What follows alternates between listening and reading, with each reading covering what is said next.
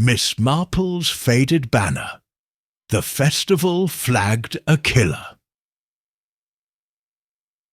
Chapter 1.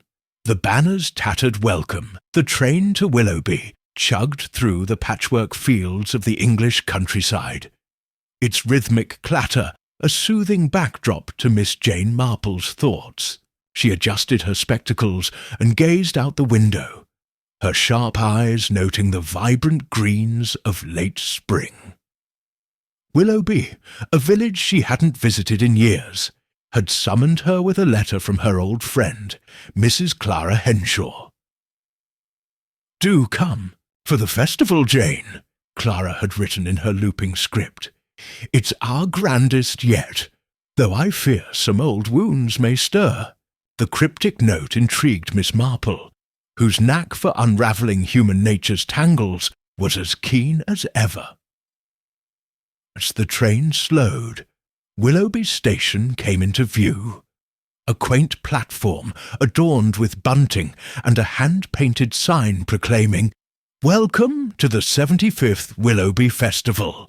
Miss Marple stepped onto the platform, her sensible shoes clicking softly, and was greeted by Clara, whose rosy cheeks belied the worry in her eyes. "Jane, you're a sight for sore eyes," Clara exclaimed, enveloping her in a warm embrace. "The village is abuzz, but I'm glad you're here. Things feel off." Miss Marple smiled, her expression serene but alert. "A festival always brings out the best and worst in people, Clara. Now tell me about this banner you mentioned." They strolled toward the village square, Clara chattering about the festival's highlights: the baking contest, the maypole, dance, and the talent show. But Miss Marple's attention was drawn to the square's centrepiece, a faded banner strung between two ancient oaks. Its once vivid colours had dulled to ghostly hues, and its embroidered symbols, perhaps flowers or crests, were frayed and indistinct. The banner swayed gently in the breeze, a relic of Willoughby's past presiding over the modern revelry. "It's been up for every festival since anyone can remember," Clara said, following Miss Marple's gaze. "Some say it's cursed, tied to an old scandal. Gerald Thwaite, our historian, was poking into its history, but he stirred up bad blood." Miss Marple's eyes narrowed slightly. "Bad blood, you say? Who's taken offence?" Clara hesitated, then lowered her voice. "Roland Baxter, the festival chairman, for one. He says Gerald's digging is bad for morale. And Agnes Poole, the baking judge, snapped at Gerald in the tea-house yesterday. Then there's young Lucy Wren, an artist who wants to replace the banner with a new design. It's caused quite a row." They reached the square, where villagers bustled about setting up stalls. The air carried the scent of fresh bread and blooming roses, but Miss Marple sensed an undercurrent of unease. Roland Baxter, a stout man with a booming voice, was directing volunteers with forced jollity. Agnes Poole, her face pinched, inspected a table of scones. Lucy Wren, sketching in a corner, glanced nervously at the banner. Miss Marple paused by the banner, her fingers brushing its frayed edge. Up close, she noticed odd stitching, irregular, almost deliberate, as if hiding a pattern. "Curious," she murmured. "This banner has stories to tell, Clara." As they moved toward the tea-house, a gust of wind tugged at the banner, and a faint rustle caught Miss Marple's ear. She turned, her keen eyes scanning the fabric. For a moment, she thought she saw a folded paper tucked into a seam, but before she could investigate, Roland's voice rang out announcing the festival's opening. The crowd cheered, drowning out the moment. Clara tugged her arm. "Come, Jane, let's get you settled. You'll have plenty of time to snoop." Miss Marple smiled, her mind already weaving threads of suspicion. "Oh, I intend to, Clara. A faded banner and a fractious village. There's more here than meets the eye." As they walked away, the banner fluttered again, its tattered edges whispering secrets to the spring air. Miss Marple's holiday had begun, and with it the promise of a puzzle that would demand her sharpest wits. Chapter 2. The Festival's Fevered Pitch. The Willoughby Festival was a riot of colour and sound, transforming the village square into a living tapestry of laughter, clinking teacups, and the lively strains of a fiddler's tune. Miss Jane Marple sat at a wrought-iron table outside the tea-house, her knitting needles clicking rhythmically as she observed the scene. The faded banner hung above, its tattered edges catching the sunlight, a silent sentinel over the revelry. To the untrained eye, the festival was pure delight, but Miss Marple's keen gaze detected fault lines beneath the merriment. Clara Henshaw bustled over, balancing a tray of scones and a pot of tea. "Jane, you must try Mrs. Poole's lemon drizzle scones. They're the talk of the baking contest, though Agnes is in a right state over the judging." Miss Marple accepted a scone, her eyes flitting to Agnes Poole, who stood by the contest table, her lips pursed as she scrutinized entries. "She seems rather tense," Miss Marple remarked, noting Agnes's sharp glance toward Roland Baxter, the festival chairman, who was charming a group of visitors with exaggerated tales of Willoughby's history. "Oh, it's more than tense," Clara whispered, leaning closer. "Agnes and Gerald Thwaite had a public spat yesterday. Gerald claimed her prize recipe was stolen from his grandmother's cookbook. The nerve! And Roland's been snapping at everyone, especially Lucy Wren, over that banner business." Miss Marple's needles paused. "Lucy, the artist, what's her role in this?" Clara nodded toward the young woman sketching near the maypole, her auburn hair catching the light. "Lucy's been pushing to redesign the banner. Says it's an eyesore. Roland won't hear of it. Says tradition is tradition.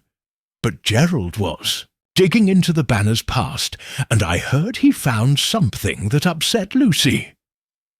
Before Miss Marple could probe further, a cheer erupted as the baking contest began. Villagers crowded around, their chatter punctuated by the clatter of plates. Miss Marple sipped her tea, her eyes darting between faces. Roland's forced smile, Agnes's fidgeting hands, Lucy's distracted glances at the banner, each betrayed a private unease. As the contest wound down, a young boy, Tommy Lane, darted through the crowd, chasing a stray ribbon. He ducked under the banner and froze, pointing upward. "Miss Henshaw, there's something stuck in the banner!" Clara hurried over, Miss Marple following at a measured pace. Tommy's small fingers tugged at a folded paper wedged into the banner's seam, its edges yellowed. Clara unfolded it, her brow furrowing as she read aloud in a hushed tone. "The past will bring a reckoning. The truth is in the threads." A murmur rippled through the nearby crowd. Roland, overhearing, strode over, his face reddening. "Nonsense! Some prankster's idea of a joke. Clara, put that away before it spoils the mood." Miss Marple's eyes gleamed with interest. "May I see it, Clara?" She examined the note, noting the precise, almost elegant handwriting. "Curious," she murmured. "This paper is old, yet the ink is fresh. Someone meant for this to be found." Roland scoffed. "Miss Marple, surely you're not suggesting trouble. It's just festival mischief." "Perhaps," Miss Marple said mildly, but her mind was already turning.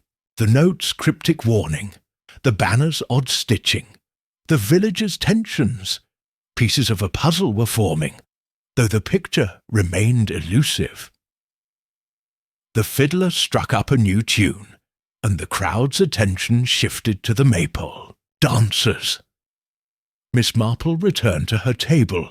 Her knitting resumed, but her thoughts were far from idle. She watched Lucy slip away toward the churchyard, her sketchbook clutched tightly. Agnes whispered sharply to a fellow judge, casting wary glances at Roland. Gerald Thwaite, the historian, emerged from the crowd, his face pale as he stared at the banner. Then, as the dancers twirled, a piercing scream shattered the festive air. It came from the maypole, where a woman stood frozen, pointing at the ground. Miss Marple rose, her knitting set aside, and moved swiftly toward the commotion, her calm demeanour belying the quickening of her pulse. Something, or someone, had just turned the festival's fevered pitch into a chilling prelude to tragedy. Chapter 3. A Body Beneath the Maypole. The scream still echoed in the Willoughby village square, sharp and raw, as Miss Jane Marple threaded her way through the stunned crowd. The festival's joyful clamour had dissolved into gasps and murmurs, all eyes fixed on the maypole, where a woman, Mrs. Eliza Trotter, stood trembling, her finger pointing to a crumpled figure at the base of the ribbons. Miss Marple's steps were brisk but composed, her eyes already scanning the scene with the precision of a hawk. Clara Henshaw caught up, her face ashen. "Jane, it's dreadful! I think oh heavens, it's Gerald Thwaite!" Miss Marple reached the maypole and knelt beside the body of Gerald Thwaite, the village historian.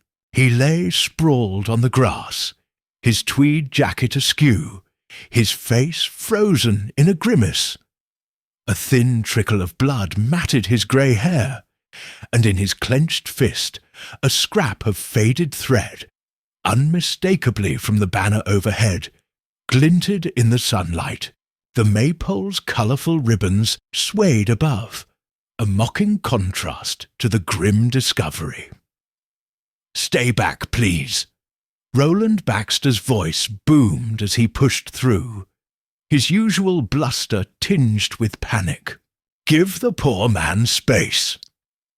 He glanced at the gathering crowd, where Agnes Poole stood rigid, her hands twisting a handkerchief, and Lucy Wren hovered at the edge, her sketchbook forgotten. Miss Marple's gaze darted over the scene. The uneven grass, a faint scuff mark near Gerald's shoe, the angle of his fall. "Curious," she murmured, noting a small polished stone half buried in the soil, its edge stained dark. She straightened as Constable Harrow, a young officer with an earnest face, arrived, his notebook already open. "Looks like an accident," Harrow said, crouching beside Gerald. "Must have tripped and hit his head on that stone. Tragic, but these things happen at festivals. Too much cider, perhaps." Miss Marple's lips pursed slightly. "An accident, you say? Yet his hand clutches a thread from the banner, and that stone seems oddly placed. Might we consider other possibilities, Constable?" Harrow blinked, caught off guard by her gentle but pointed tone. "Well, ma'am, I suppose, but there's no clear sign of foul play." Roland interjected, mopping his brow. "Exactly. Poor Gerald was always poking about, climbing ladders to study that blasted banner. Probably fell while meddling with it again." Clara clutched Miss Marple's arm. "Jane, Gerald was uneasy this morning. He told me he'd found something about the banner. Something dangerous. I thought he was being dramatic." Miss Marple's eyes flickered to the banner, its faded symbols looming like a cipher. "Dangerous indeed," she said softly. She turned to Harrow. "Constable, might you preserve that thread in Gerald's hand, and perhaps examine the banner for any disturbances?" Harrow nodded reluctantly, signalling a volunteer to fetch a bag. The crowd began to disperse, shepherded by Roland's insistent calls to resume the festival. Agnes Poole hurried away, her face pale, while Lucy lingered, her eyes darting between the maypole and the banner. Miss Marple noted her hesitation, filing it away like a card in her mental index. As the constable covered Gerald's body, Miss Marple stepped closer to the maypole, her fingers brushing the grass. A faint indentation caught her eye, a mark too deliberate to be random, suggesting something heavy had been dragged or placed. She glanced at the banner again, recalling the cryptic note from earlier. "The truth is in the threads." Gerald's death, she suspected, was no mere mishap, but a thread in a larger, darker tapestry. "Jane, what are you thinking?" Clara whispered, her voice trembling. Miss Marple's smile was serene, but her eyes gleamed with purpose. "I'm thinking, Clara, that someone in Willoughby has gone to great lengths to silence a secret. And I intend to find out who and why." As the festival's music resumed, its cheer now hollow, Miss Marple returned to the tea-house, her mind weaving connections between a dead historian, a tattered banner, and a village teetering on the edge of revelation. The killer, she knew, was watching, and the festival was far from over. Chapter 4. Threads of the Past.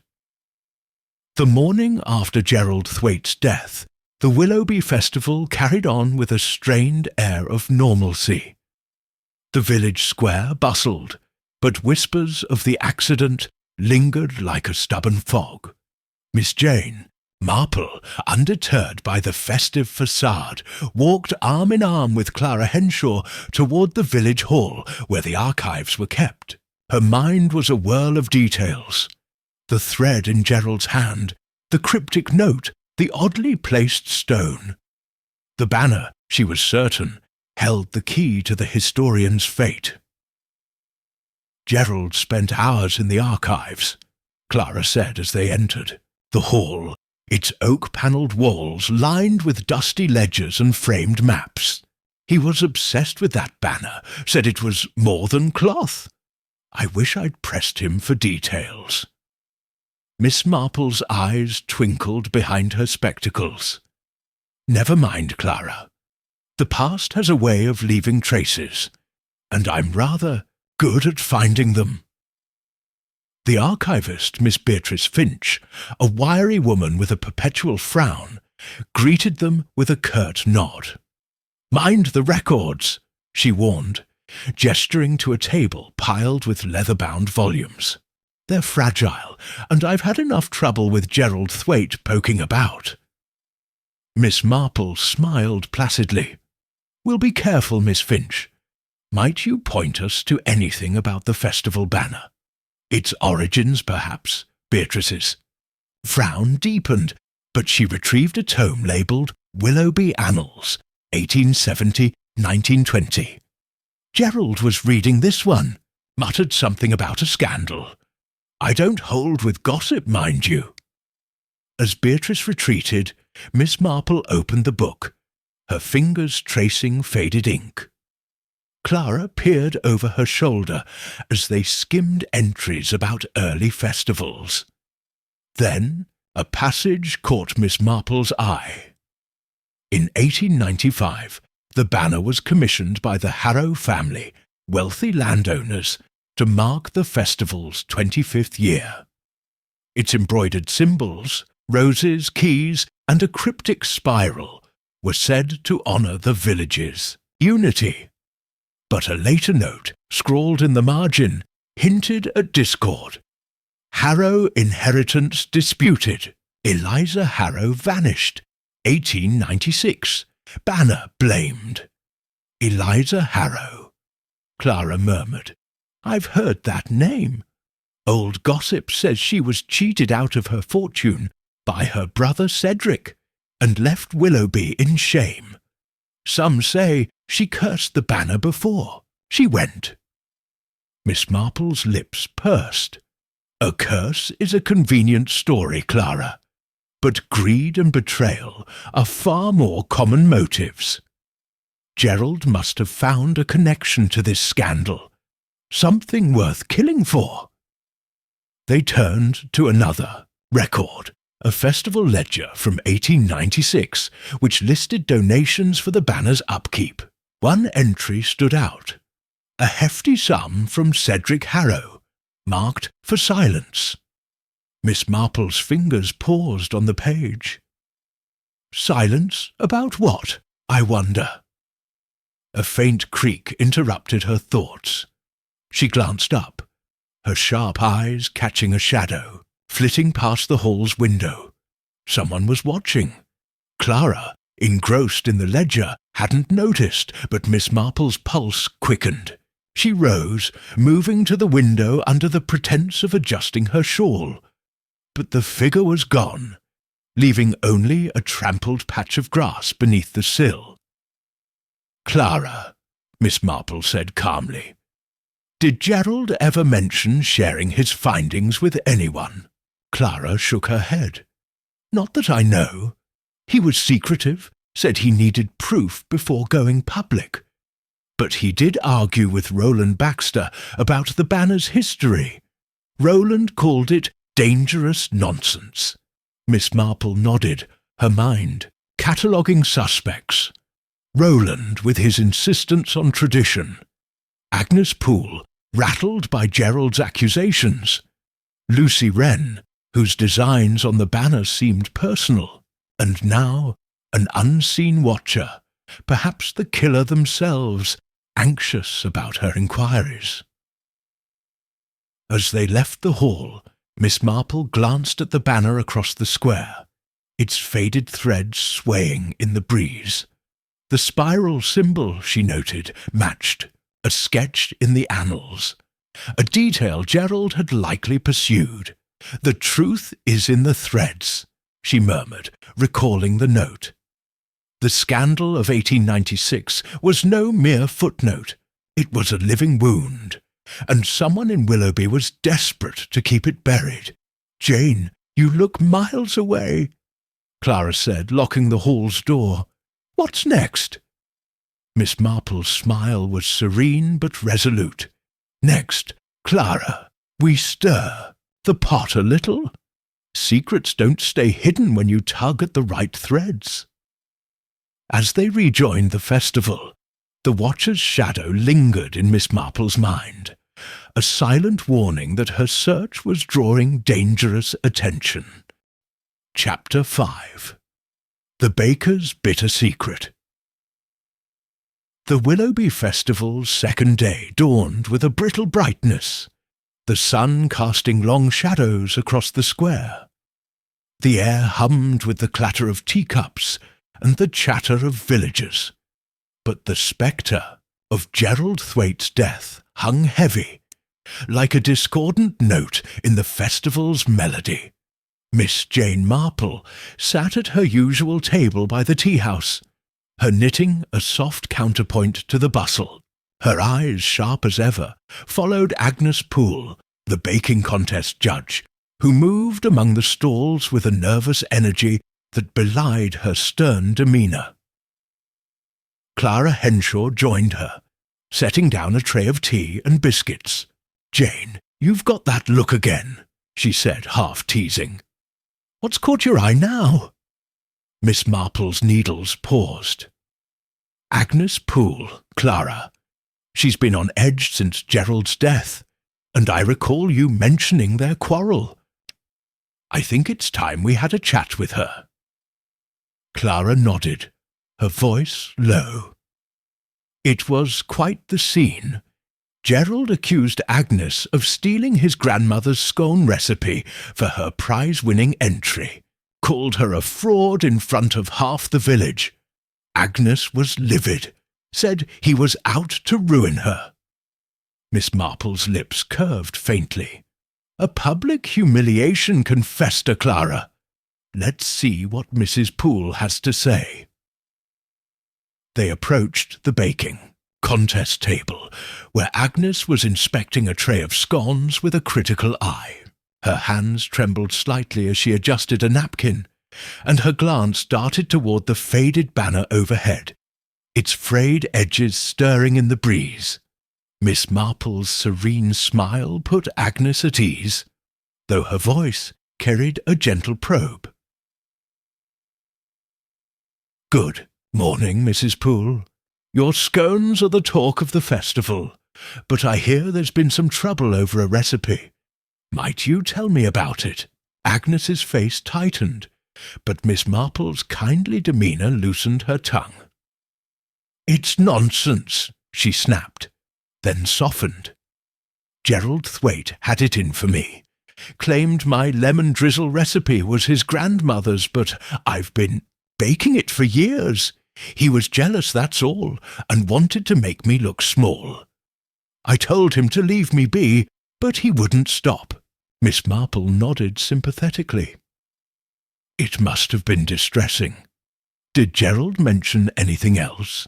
Perhaps about the banner? I understand he was researching its history." Agnes hesitated, her eyes flickering.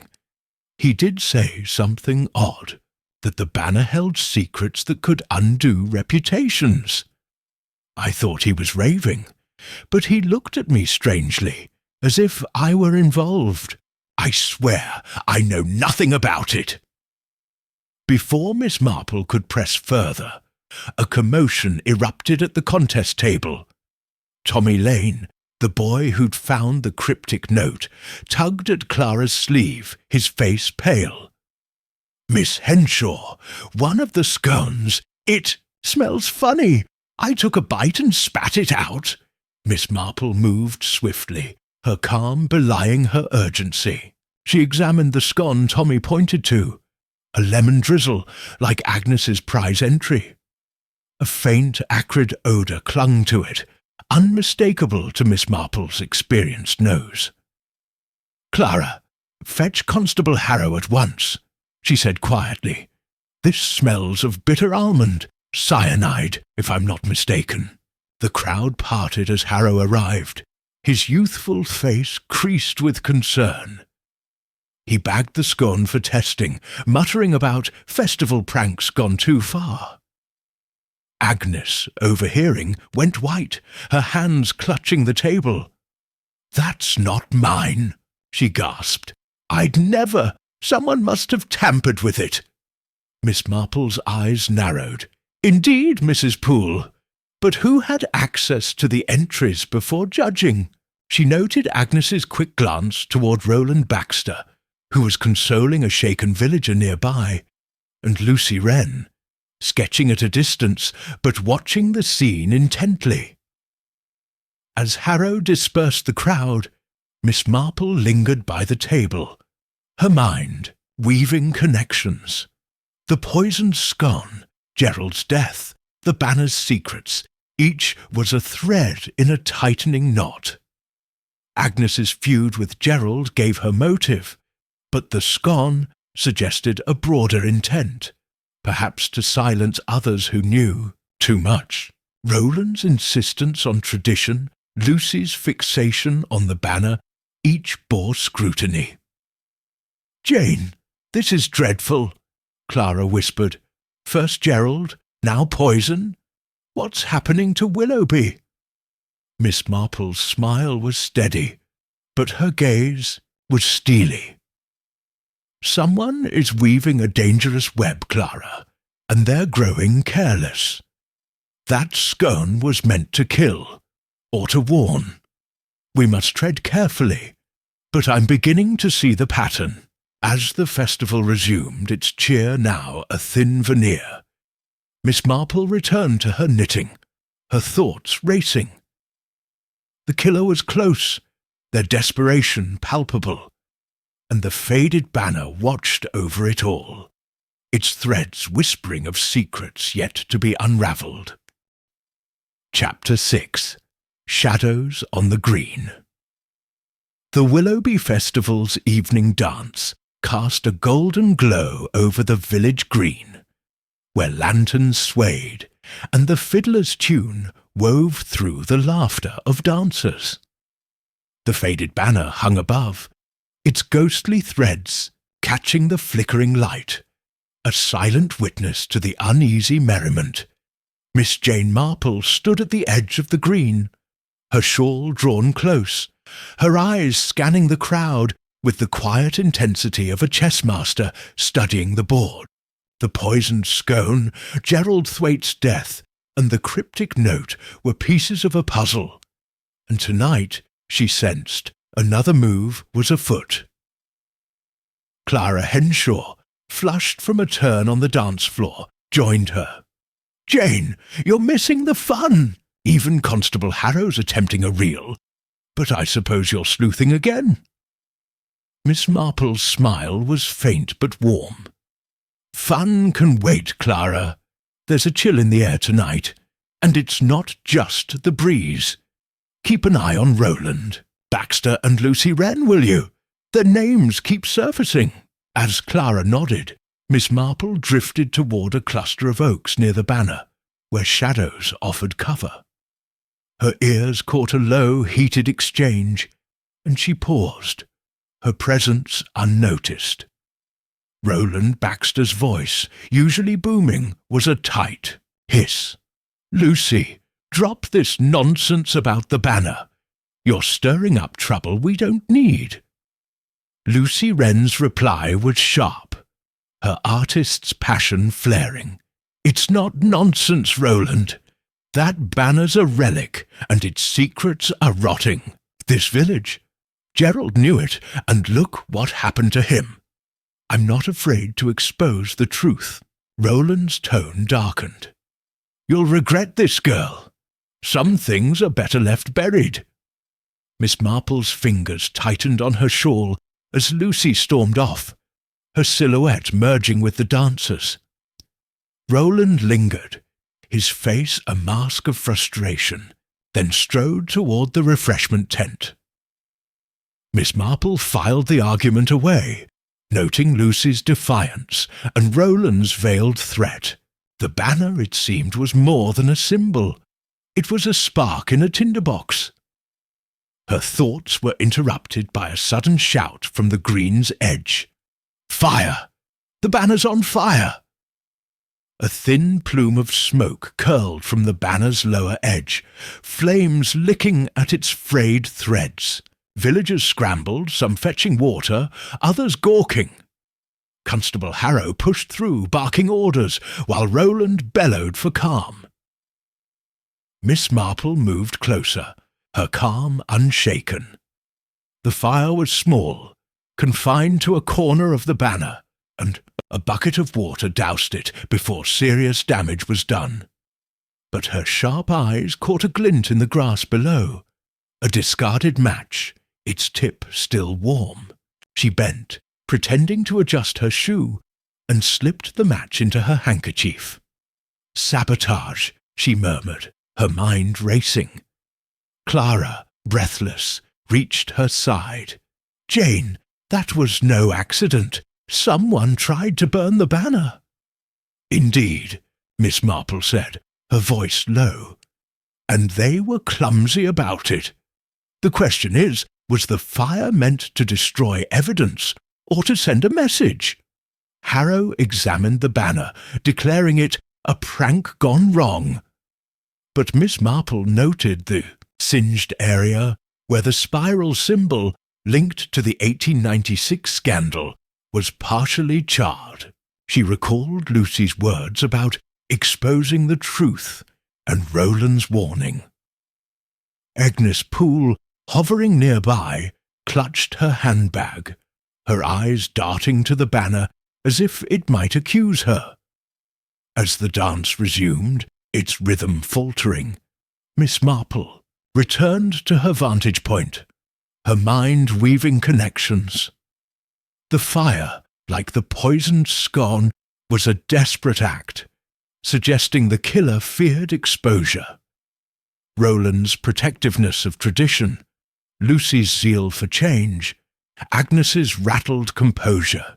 Each was a thread in a tightening web, and the match, she suspected, would lead her closer to the hand that struck it.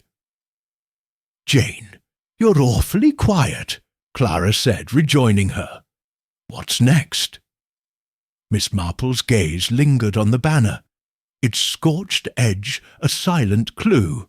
"Next, Clara, we watch and listen.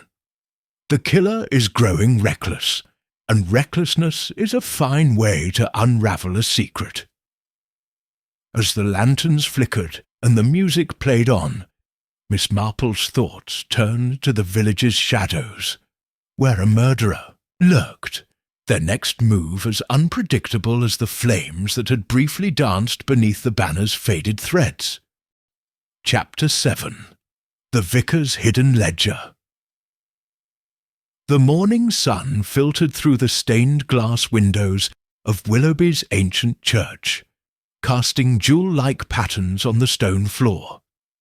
Miss Jane Marple sat in a pew, her hands folded neatly in her lap, waiting for Reverend Timothy Hale. The festival's third day loomed, its cheer tarnished by Gerald Thwaite's death, the poisoned scone, and the near burning of the faded banner. Miss Marple's mind was a tapestry of clues, and she suspected the church, with its ties to village history, held another thread to unravel. Clara Henshaw, ever her loyal companion, shifted beside her. "Jane, I hope the vicar can shed some light. Gerald mentioned speaking to him about the banner just last week. Said Timothy was cagey about it." Miss Marple's eyes gleamed. "Cagey, you say? That's most interesting, Clara. Let's see what Reverend Hale has to hide." The vicar emerged from the vestry, a slight man with thinning hair and a nervous smile. His cassock swished as he approached, his hands fidgeting with a prayer book. "Miss Marple, Mrs. Henshaw, what a pleasure, though I fear our festival is overshadowed by tragedy." "Indeed," Miss Marple said, her tone gentle but probing. "I understand Gerald Thwaite sought your counsel about the banner's history. Might you share what he asked?"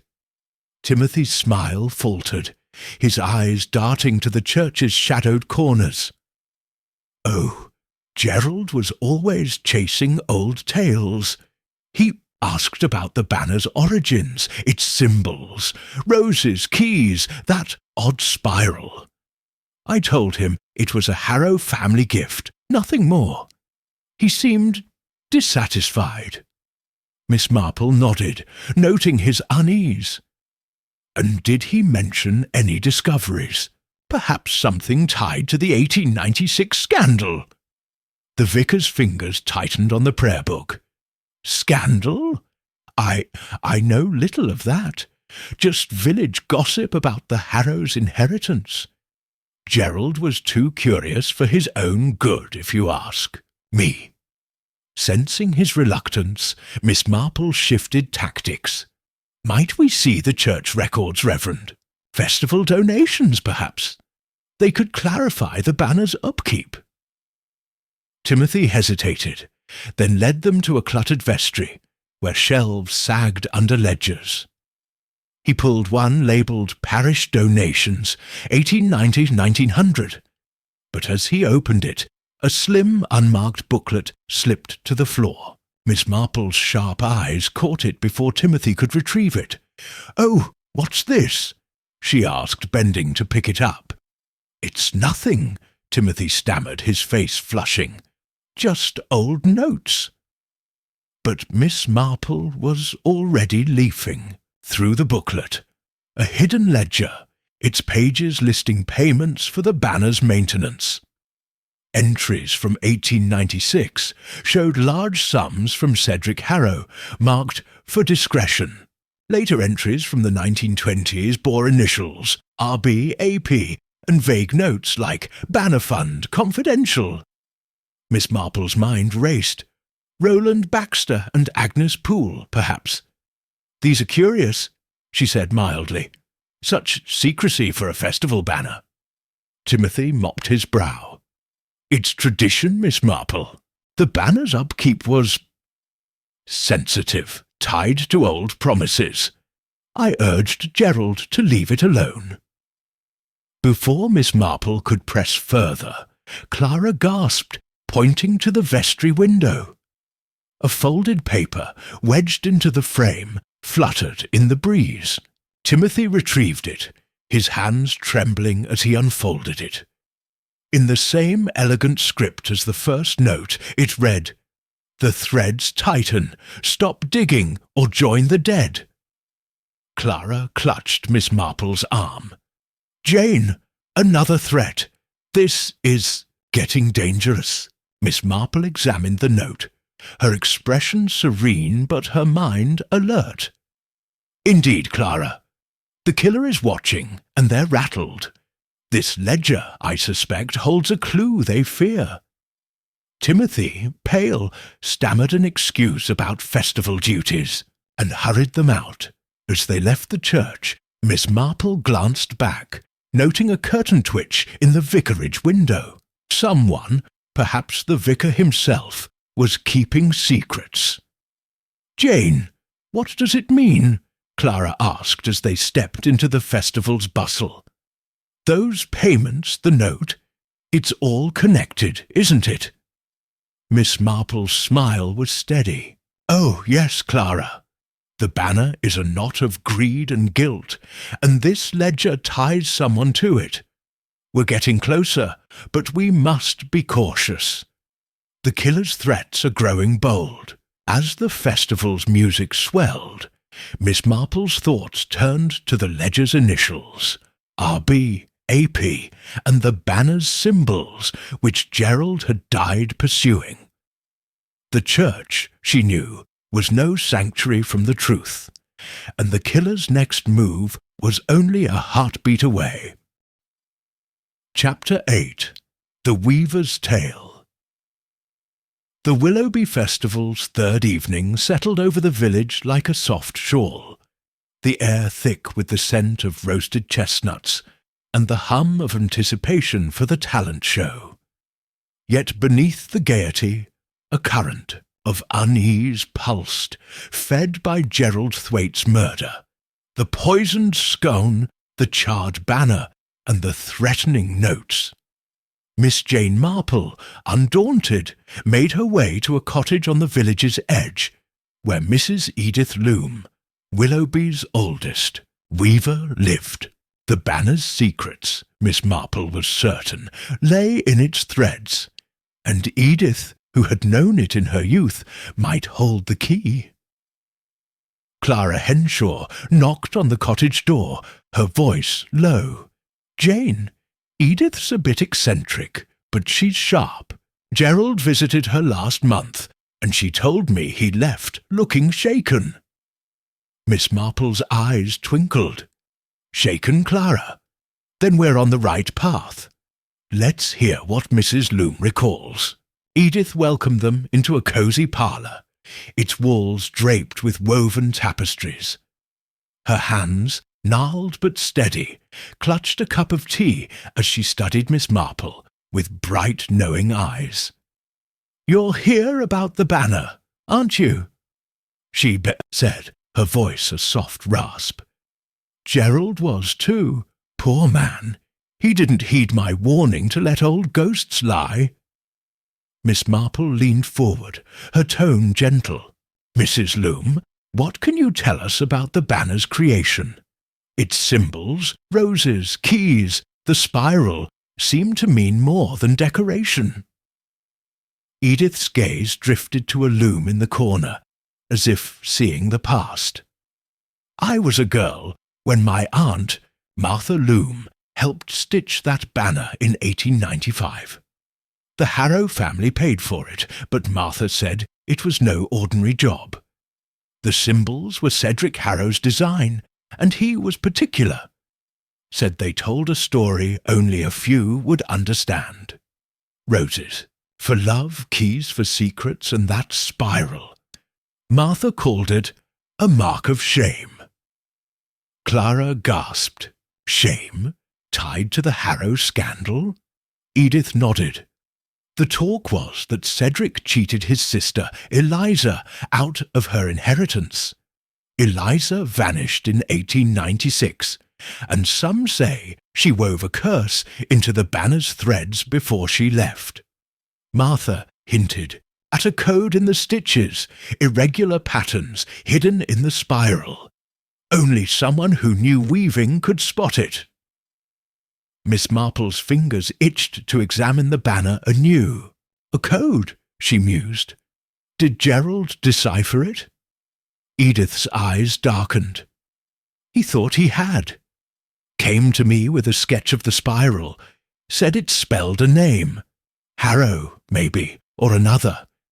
He was excited but scared. Said the truth could ruin someone powerful in Willoughby. Miss Marple's mind raced, connecting the ledger's initials, R.B.A.P., to the scandal. Roland Baxter, Agnes Poole, or even the vicar could be tied to Cedric's legacy. She was about to ask more when a distant shout shattered the quiet. "The banner! Someone's at the banner!"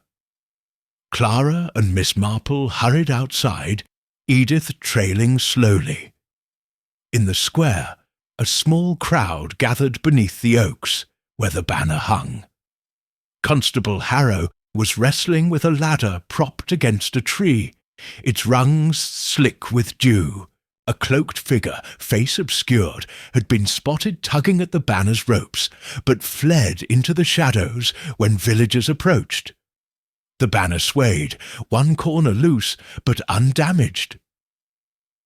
Harrow, breathless, addressed the crowd. "Just a thief, likely after a festival souvenir. Nothing to fret over." Miss Marple's lips pursed. "A thief, Constable, or someone desperate to destroy what Gerald uncovered?" She examined the ladder, noting a faint smudge of paint, red like an artist's hue. Lucy Wren's sketchbook, she recalled, often bore such stains. Clara clutched her arm. "Jane, this is getting out of hand. First fire, now theft." "Indeed," Miss Marple said, her voice calm but resolute. "The killer is circling Clara, and they're afraid of what the banner reveals. Mrs. Loom's tale gives us a new thread to pull." As the crowd dispersed, Miss Marple glanced at the banner, its spiral symbol catching the moonlight. The code, she suspected, named a culprit or a victim from the past, and someone in Willoughby would kill to keep it hidden. Edith's warning echoed in her mind, "Let old ghosts lie." But Miss Marple was no stranger to ghosts, and she was determined to bring this one into the light. Chapter 9. Motives in the Marketplace. The Willoughby Festival's market buzzed with life on its fourth morning. The square a kaleidoscope of stalls laden with jams, crafts and flowers. The faded banner hung overhead, its singed spiral symbol, quiet reminder of the dangers lurking beneath the village's cheer. Miss Jane Marple moved through the crowd with purposeful ease, her basket swinging lightly, her eyes missing nothing. The attempted theft of the banner, Edith Loom's tale, of a coded message, and the threatening notes had sharpened her focus. Today, she aimed to test the waters, probing the motives of those tied to Gerald Thwaite's murder. Clara Henshaw trailed her, clutching a jar of homemade chutney. "Jane, You're like a fox in a henhouse.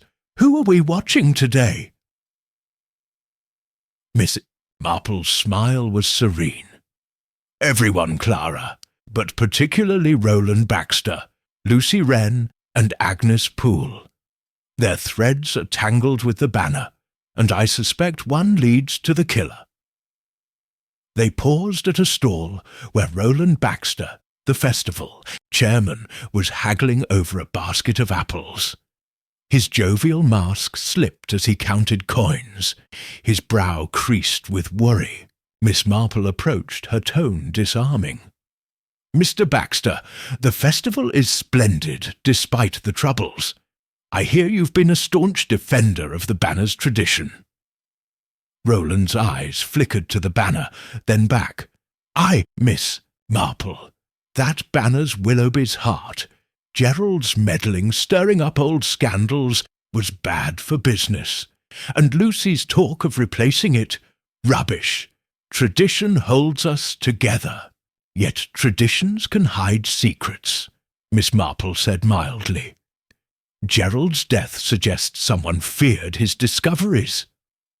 Roland's jaw tightened.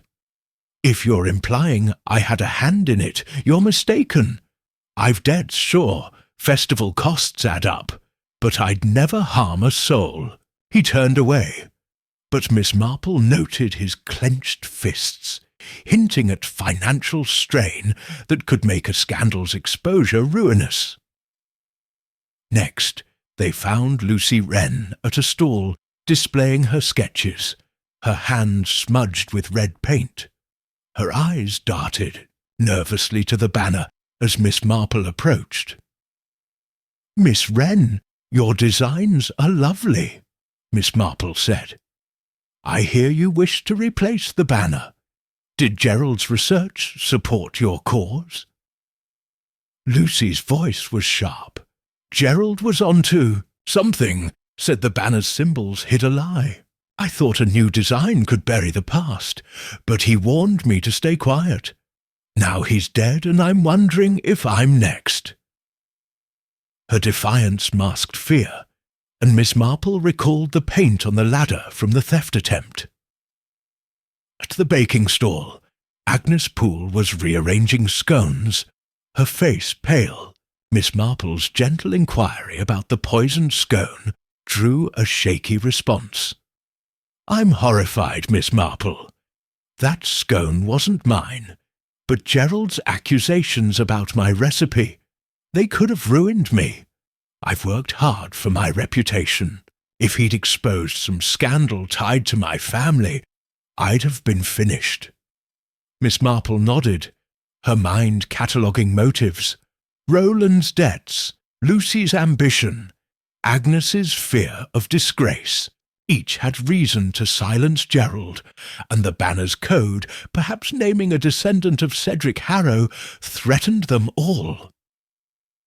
As they moved through the market, a villager, Mr. Amos Reed, approached Clara, his voice low. "Mrs. Henshaw, I saw something odd the night Gerald died. A stranger, tall in a dark coat, lingering near the maypole. Not a local, I'd swear. Then he was gone." Clara relayed this to Miss Marple, whose eyes narrowed. "A stranger, Clara, or someone posing as one? This complicates things." The market's bustle continued, but Miss Marple's thoughts were elsewhere, weaving Roland's desperation, Lucy's fear, Agnes's secrets, and the stranger's shadow into the banner's mystery. The code, she suspected, was the key, and the killer was growing desperate to keep it buried. "Jane, what now?" Clara asked, clutching her basket. Miss Marple's gaze settled on the banner, its threads whispering of betrayal.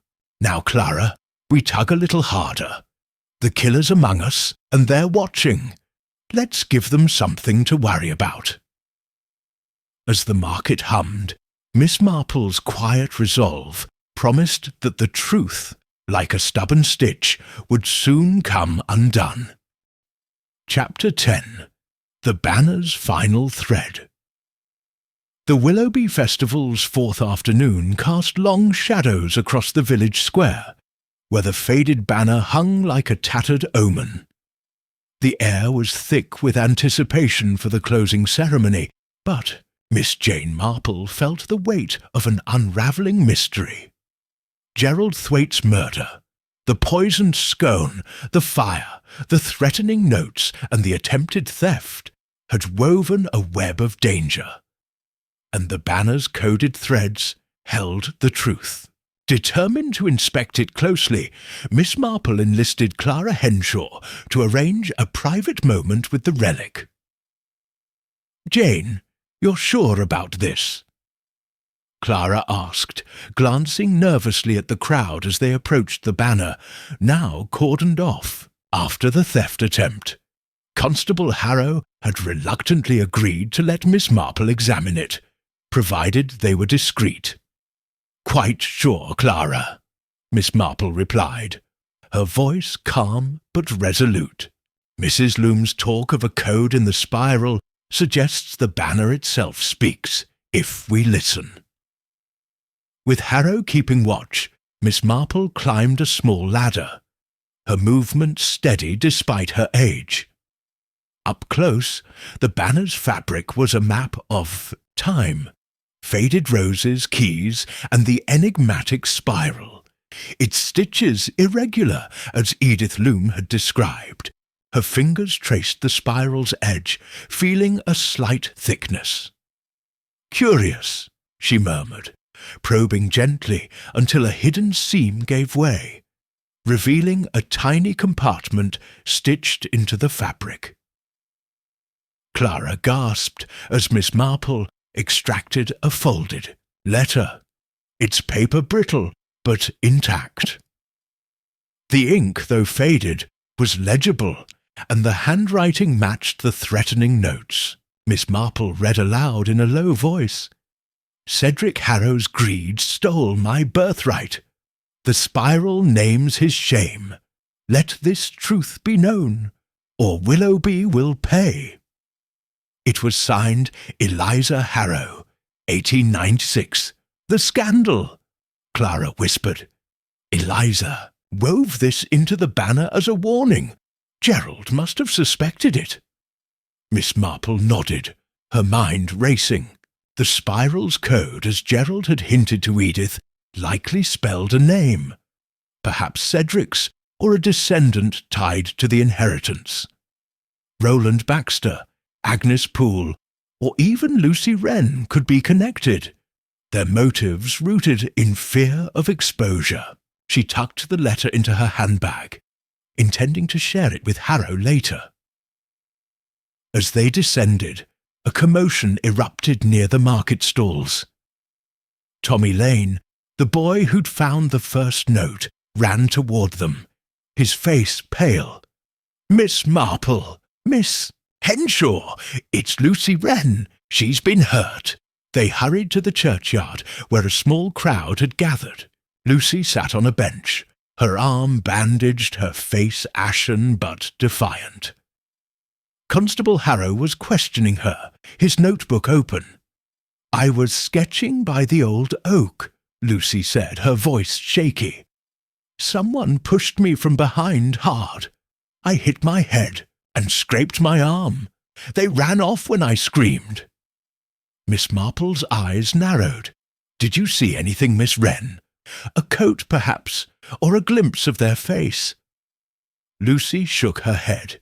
"It was too fast, but I'd been asking about the banners. Symbols like Gerald did. Someone doesn't want me digging." Harrow frowned. "Could have been an accident, Miss Wren. Crowds get rowdy." "An accident," Miss Marple said mildly. "Like Gerald's fall, or the poisoned scone, or the fire." "I think not, Constable." She noted Lucy's paint-stained sleeve, red like the smudge on the ladder, and filed it away. Was Lucy a target, or deflecting suspicion? Clara clutched Miss Marple's arm. "Jane, this is madness. First Gerald, now Lucy. The killer's desperate." "Indeed," Miss Marple said, her gaze drifting to the banner. "The letter confirms the banner's secret, and someone fears its exposure. We're close, Clara, but we must act swiftly." As the festival's closing ceremony loomed, Miss Marple's thoughts turned to the suspects. Roland's debts, Agnes's fear of ruin, Lucy's ambition, and the stranger Amos Reed had seen. The letter was a spark, and the killer, she knew, was ready to strike again to keep the past buried. With the banner's final thread in her hands, Miss Marple prepared to tug, knowing the truth was within reach. Chapter 11. Secrets in the Spotlight. The Willoughby Festival's talent show unfolded under a starlit sky, the village square aglow with lanterns and anticipation. The faded banner, its scorched spiral symbol faintly visible, hung like a silent judge over the makeshift stage. Miss Jane Marple sat near the front, her knitting needles idle in her lap, her eyes scanning the crowd with quiet intensity. Gerald Thwaite's murder, the poisoned scone, the fire, the threatening notes, the attempted theft, and the attack on Lucy Wren had tightened the noose of suspicion. The letter from Eliza Harrow, hidden in the banner, pointed to a scandal that someone was killing to conceal. Tonight Miss Marple planned to flush them out. Clara Henshaw, seated beside her, whispered, "Jane, you've been awfully secretive all day. What's your plan?" Miss Marple's smile was serene but sharp. "A little misdirection, Clara. I've let slip a rumour that the banner's code has been fully deciphered and will be revealed tonight. The killer, I suspect, won't resist taking the bait." Earlier, Miss Marple had confided in Constable Harrow, asking him to watch the crowd closely. She'd also shared her ruse with a few gossipy villagers, knowing word would spread. The banner's spiral, she'd hinted, named a living descendant of Cedric Harrow, tied to the 1896 theft of Eliza's inheritance. The lie was calculated to provoke, and as the talent show began, Miss Marple observed her suspects. Roland Baxter, clapping too loudly, Agnes Poole, fidgeting with her scarf, Lucy Wren, her arm still bandaged, watching the banner with unease. The show progressed with village children singing, a juggler dropping pins, and Reverend Timothy Hale reciting a poem. Miss Marple's attention, however, was on the crowd's edges, where shadows moved. She'd asked Clara to mention the deciphered code near Roland, Agnes, and Lucy, ensuring each heard the rumour. Now, she waited for a telltale reaction. A local choir took the stage. A sudden movement caught her eye. Agnes Poole rose abruptly, her face pale, and slipped toward the banner's oaks, her scarf trailing. Miss Marple nudged Clara. "Keep an eye on Roland and Lucy," she murmured, then followed Agnes, her steps silent but swift. In the dim light, Agnes reached the banner, her hands trembling as she tugged at its ropes, as if to tear it down. Miss Marple stepped forward, her voice calm but firm. "Mrs. Poole, is there something you fear the banner will reveal?"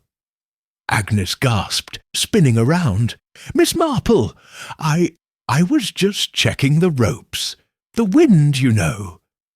Her voice faltered, her eyes darting to the spiral symbol. "Or perhaps you fear the name in its code," Miss Marple said gently. "A name tied to Cedric Harrow's greed, and your family's shame." Agnes's composure cracked. "It's not true. My great-aunt was wronged, not Cedric. Gerald was going to ruin us with his lies, and that letter, it's a forgery." Her voice rose, drawing Harrow's attention from the crowd.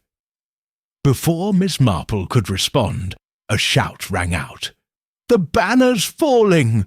Roland Baxter's voice boomed as he rushed toward the oaks, but his movements were clumsy, deliberate. The banner's ropes, partially cut, sagged dangerously. Harrow tackled Roland, pinning him as villagers gasped. Lucy Wren, meanwhile, stood frozen, her sketchbook slipping from her hands. Miss Marple noted the red paint on her fingers, matching the ladder's smudge. "Miss Wren," she called softly, "did you cut those ropes to hide your own connection to the Harrows?" Lucy shook her head, tears welling. "I only wanted a new banner, not this." Miss Marple's trap had worked.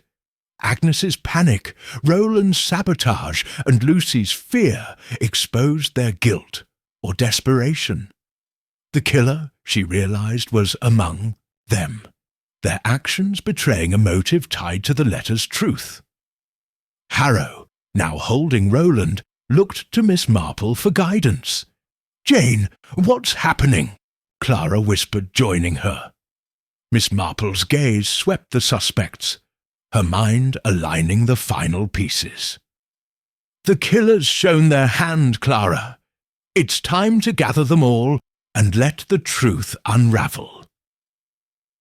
As the talent show paused, villagers, murmuring in confusion, Miss Marple prepared for the final act, knowing the banner's secrets were about to spotlight a murderer. Chapter 12. The Killer Unmasked. The village hall was hushed, its oak beams casting long shadows under the flickering light of oil lamps. The deadlights shone on the gathered villagers, their faces a mix of fear, curiosity, and suspicion. The Willoughby festival, now in its final hours, had been overshadowed by murder, and Miss Jane Marple stood at the front of the room, her slight figure commanding attention. The faded banner, its singed spiral symbol, a silent witness, hung behind her, brought from the square for this moment. Gerald Thwaite's death, the poisoned scone, the fire, the threatening notes, the attempted theft, and the attack on Lucia Wren had led to this reckoning. Miss Marple's trap at the talent show had exposed desperate acts, and now, with Constable Harrow at her side, she was ready to name the killer. Clara Henshaw, seated near the front, clutched her shawl, her eyes fixed on Miss Marple. The suspects, Roland Baxter, Agnes Poole, Lucy Wren, and Reverend Timothy Hale, sat stiffly, their expressions ranging from defiance to dread. Villagers filled the remaining seats, their whispers a low hum. Miss Marple's voice, clear and steady, cut through the tension. "Good evening. We are here to resolve a tragedy that has marred our festival.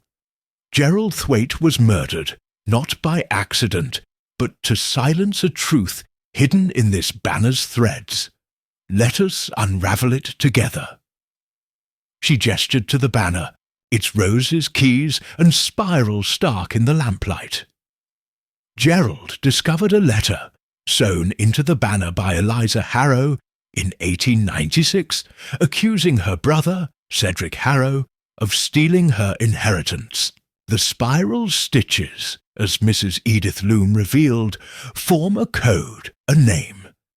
Gerald believed it pointed to a living descendant, whose family gained from Cedric's greed. That secret drove someone to kill. She turned to the suspects. "Each of you had reason to fear Gerald's findings. Mr. Baxter, your debts made you desperate to preserve the festival's reputation, lest a scandal ruin your standing. Miss Wren, your ambition to redesign the banner masked a personal stake in its secrets. Reverend Hale, your hidden ledger showed payments tied to the Harrow family, suggesting complicity. But Mrs. Poole, Your panic at the talent show betrayed you most." Agnes Poole's face drained of colour, her hands twisting her scarf. "I didn't kill him," she cried. "I only wanted to protect my family's name." Miss Marple's gaze was unwavering. Protect it, yes, but at a terrible cost. The spiral's code, as Gerald deciphered, spells Poole, your maiden name, tied to Cedric Harrow's wife, who inherited Eliza's fortune. Your great-aunt profited from that theft, and Gerald's research threatened to expose it, ruining your reputation as Willoughby's respected baker. You quarrelled with him over a stolen recipe, but it was the banner's truth that drove you to act. She paced slowly, her voice measured. You struck Gerald near the maypole, using a stone to make it look like a fall. The thread in his hand was from the banner where he'd been searching for the letter. You poisoned a scone, hoping to silence others, and set the fire to destroy the banner. When that failed, you tried to steal it and attacked Lucy Wren, who was asking too many questions. The threatening notes in your elegant script were meant to scare us off. Agnes's eyes darted wildly. You've no proof. It's all conjecture. Miss Marple held up the letter from the banner and a note from the church. Your handwriting matches, Mrs. Poole, and the red paint on the ladder, used in your baking stall's sign, links you to the theft attempt. Your panic when I spread the rumour of a deciphered code confirmed your guilt. Roland Baxter shifted, his voice gruff. I cut the ropes tonight, Miss Marple, to stop the rumours, but I didn't kill anyone. Lucy Wren, trembling, added, I knew my family had Harrow ties, but I only wanted a new banner, not murder. Reverend Hale bowed his head. The ledger was my shame, but I harmed no one. Miss Marple nodded. Your actions were misguided, but Mrs. Poole's were deadly. Her motive, shame and fear of ruin, drove her to murder. Agnes collapsed, sobbing. I couldn't let him destroy us. My family's all I have. Constable Harrow stepped forward, his face grim. Agnes Poole, you're under arrest for the murder of Gerald Thwaite. He led her away as villagers murmured, shocked yet relieved. Miss Marple turned to the banner, its secrets laid bare. The past has spoken, and justice is served. Let us heal now, and honour Gerald's memory. As the crowd dispersed, Clara gripped Miss Marple's hand. Jane, you've saved us! Miss Marple's smile was gentle. The truth always finds a way, Clara. Now, let's see this festival to its end. The hall emptied, leaving the banner. To its silent vigil, its threads no longer a threat, but a testament to a village's reckoning. Chapter 13. The Banner Restored. The Willoughby Festival's final day dawned with a quiet grace. The village square bathed in soft sunlight. The faded banner, its spiral symbol, now a symbol of truth rather than secrecy, hung gently between the oaks, its singed edges a reminder of the storm it had weathered. The air carried the scent of fresh bread and blooming roses, and though the revelry was subdued, a sense of renewal stirred among the villagers. Miss Jane Marple stood by the tea-house, her suitcase packed, watching the scene with a serene satisfaction. Gerald Thwaite's murder had been solved, Agnes Poole's guilt exposed, and the banner's secrets laid bare. Willoughby, she knew, would mend in time. Clara Henshaw joined her, a basket of scones in hand. Jane, you've worked a miracle, she said, her eyes bright with gratitude. The village feels lighter, even after everything. But I'll miss you terribly." Miss Marple's smile was warm. "And I you, Clara. But a village is like a good tapestry, strong enough to hold even when a few threads fray. Willoughby will be fine." They strolled toward the banner, where a small group of volunteers was discussing its future. The festival committee, chastened by Roland Baxter's admission of tampering and Reverend Timothy Hale's hidden ledger, had agreed to preserve the banner, not as a relic of shame, but as a piece of history. Lucy Wren, her arm healed, was sketching a new design to complement it, her ambition tempered by humility. "I've been thinking," Clara said, touching the banner's frayed edge. "We should restore it, Jane, not hide its past, but honour it, scandal and all. What do you think?" Miss Marple nodded, her eyes tracing the roses, keys, and spiral. "A fine idea, Clara. Mend the tears, but keep the stitches that tell its story. Eliza Harrow's letter deserves to be remembered, not as a curse, but as a call for justice. Perhaps Mrs. Loom could guide the work." Clara's face lit up.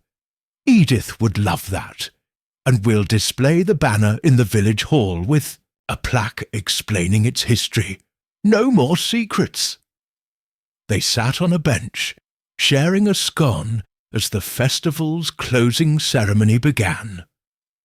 Children danced around the maypole, their laughter a balm to the village's wounds.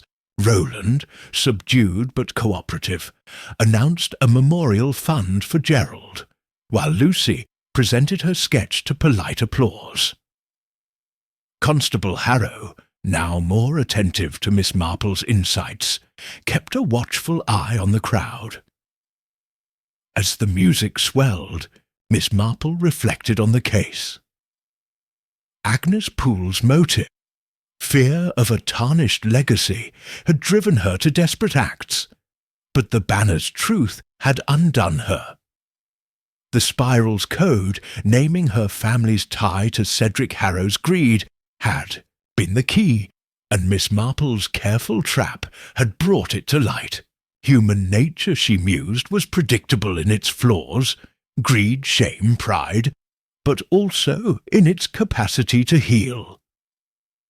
"Jane, you're awfully quiet," Clara said, nudging her. "What's on your mind?" Miss Marple's gaze softened. "Just the patterns of life, Clara. They repeat, like stitches in a banner. We tug at them, sometimes we mend them, and always we learn." As the ceremony ended, Miss Marple rose, her suitcase in hand. The train to St. Mary Mead awaited, and her holiday, though far from restful, had been richly rewarding. She embraced Clara, promising to write, and made her way to the station, her steps light despite the weight of her discoveries. The banner fluttered in the breeze as she passed, its threads whispering of a village reborn. Miss Marple glanced back, her smile faint but certain.